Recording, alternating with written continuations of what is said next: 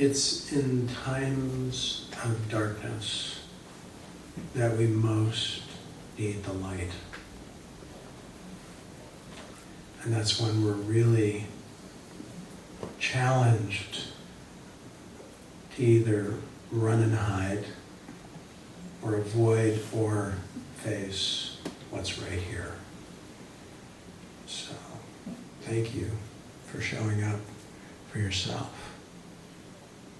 You know, as hard as it is right now,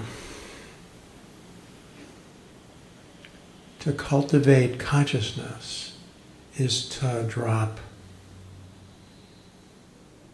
knowing, is to drop, at least for a while, the past and the future and the whole story, so that we can allow the healing of our burdened hearts and bodies and minds, and not get completely dragged away in our fears and aggressions. You know, it's easy to get caught up in reactivity. In fact, it's almost impossible not to, understandably. But we're here for healing, really.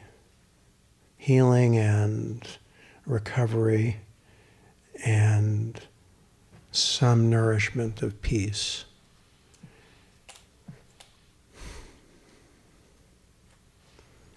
But you can feel the trauma everywhere. I feel it everywhere. And I feel like there's something more communal with people I don't even know, or neighbors I don't know that well, and something that brings us together in hard times, so to speak.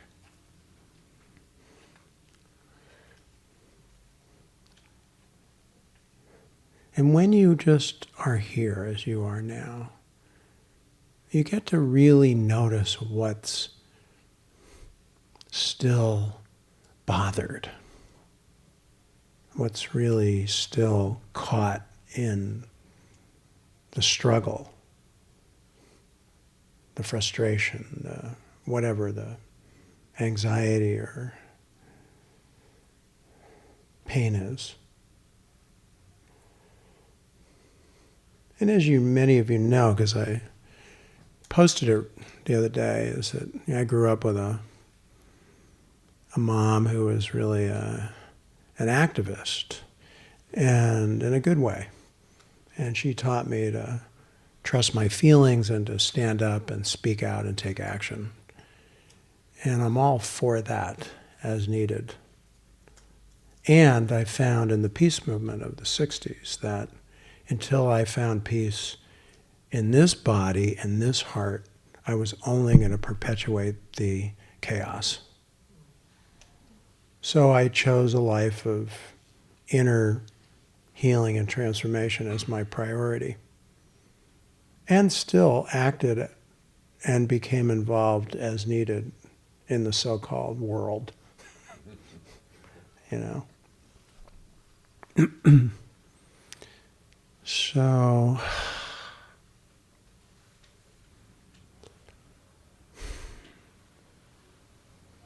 I think heavy-hearted is really what a lot of us are experiencing.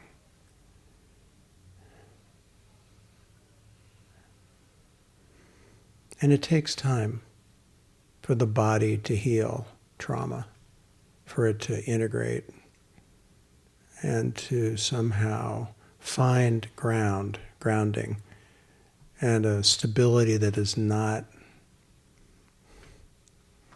rigid. So the work we do here, the work we always do here, regardless of whatever's going on out there, so to speak, is no different. It's harder, that's for sure. But this is when your chops come in handy. Let me tell you. You know the word chops? Is that still around?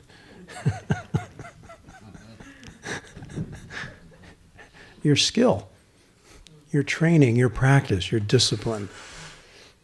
It's not just, it's groovy to plug into presence or have access to the light, but to really develop your facility in letting go, in being mindful, in tuning into your body and the body of your friend and the heart of your friend. So we can hug each other and cry or go out and do what we need to do, or whatever it is. That's your path and your reality right now. And to keep returning right here, even though we're sitting here for a couple hours together, and hopefully allowing more space to open up, more light to start to come out, some of the pain to release, which will happen naturally if we allow it. And that's important, that word allowing, because if we get hyper vigilant in our traumatic agitation, we are not open to receiving and connecting. And that's a big tragedy. So that's when we have to wake up and get real and tell ourselves the truth of right now. How is it right now? And if it's shitty, it is. If it's really difficult, it is. If it's really what you don't want, it is that. And you tune into that. You bring attention in there gently and lovingly and watch what happens when you cultivate loving kindness in your body, tender compassion and forgiveness in your heart.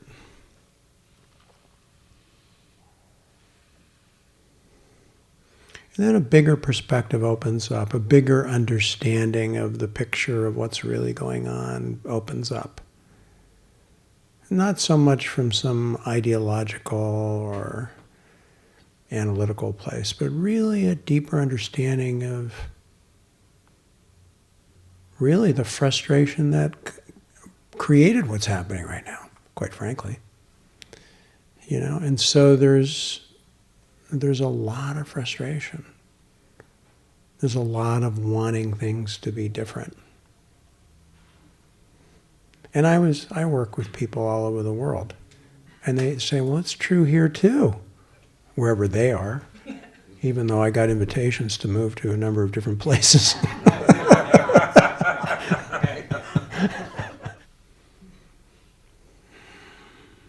And to be able to have some lightness, we need that.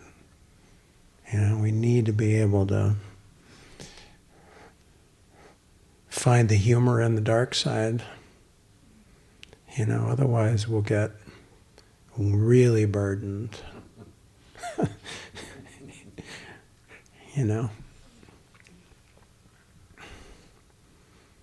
I was thinking earlier, I said, in the Jewish tradition, when there's a funeral, you wear black and you sit Shiva, that's what they call it. And I thought, well, I would have worn black tonight, but it's not really my color.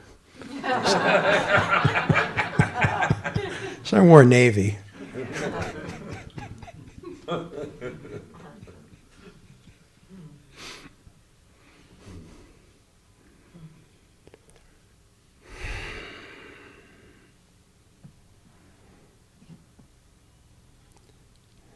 So when you're in shock, which you very well may be, and I remember this after 9/11, there was a shock all over the world, as there is now, actually, that it's easy to go unconscious in being traumatized, and to keep a certain numbness present.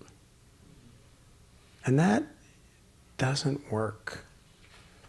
So I applaud you in showing up here, because it takes courage to be willing to feel what you are experiencing and to allow it without judgment, without thought, without analysis, so that it can heal, it can discharge.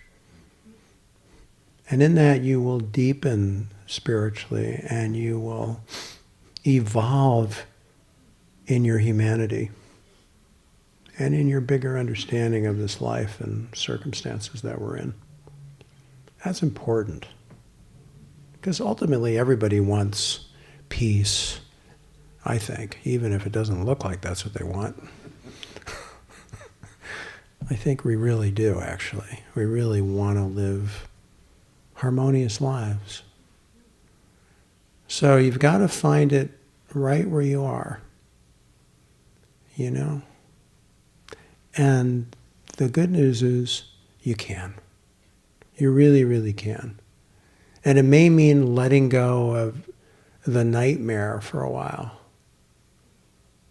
Or noticing that you're hanging on to it and you can't even let go. And I've talked to many people who can't let go, who are really caught. And that's part of trauma, is that experience and emotion literally get fused together in some way. So it requires the kind of focus and attention that you can develop here in this room, in this space, in this literal clarity. It really cuts through everything. It really cuts through everything.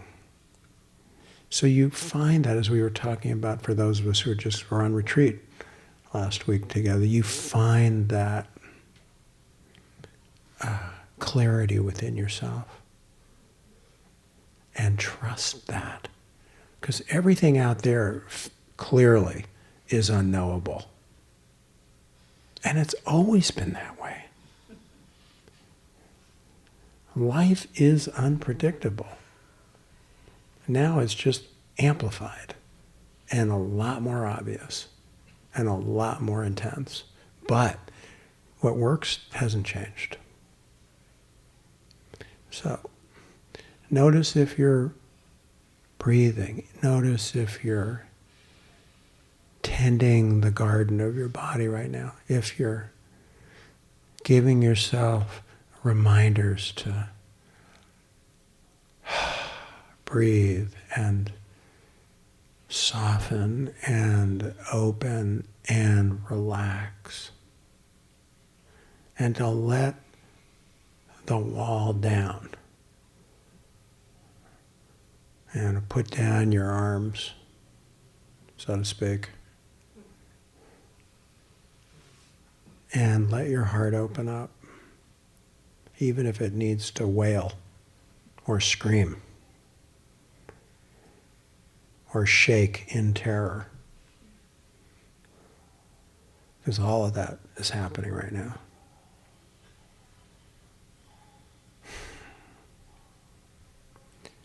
And I think for those of us who, well, for all of us really, what's really important in our human life is to support each other. We need that. We need that very much right now. And I think it's a call to a deeper level of sensitivity and compassion. Because you can get hard. You can get hard real easy with this sort of thing. And that's okay for a while, as long as you can let go of it. As long as you don't get stuck there in some identity of, you know what I mean? You know, be tough and fight when you need to. But don't be caught in it. Don't get caught in it. So it really is a powerful mirror right now, powerful teaching. in terms of letting go of whatever identity you think you are or someone else is, and very powerful time.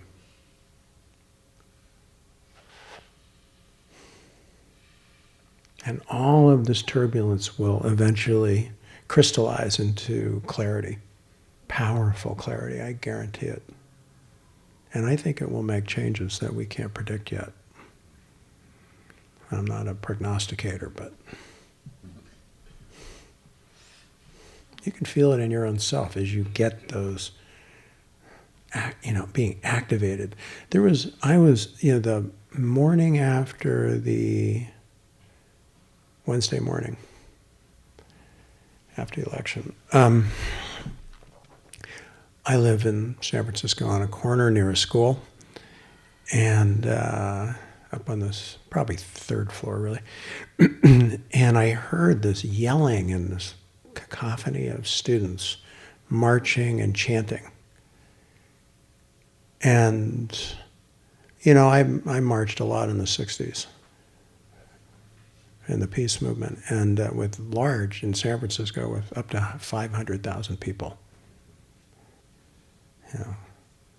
And those were really powerful times. And I thought, I haven't felt that since then. But I felt it with them. And I wept. And they were saying, not our president. I went, whoa. That just, it was so beautiful, so powerful. I thought, okay. Maybe we're waking up to what's important. So it happens on a lot of levels. And there is no difference between sort of awakening in the world and awakening spiritually, really. That's an integrated life, and we've been talking a lot about that lately.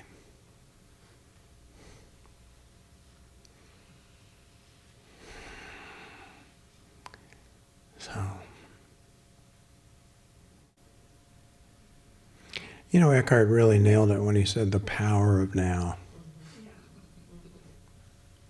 That was just still right on. When that's really reality, it is powerful and clear and open and engaged and inspired. All of it. So we can, improvise on a tune, but the bottom line is presence, is awakening. So I'm glad, again, to say, I'm glad you're here.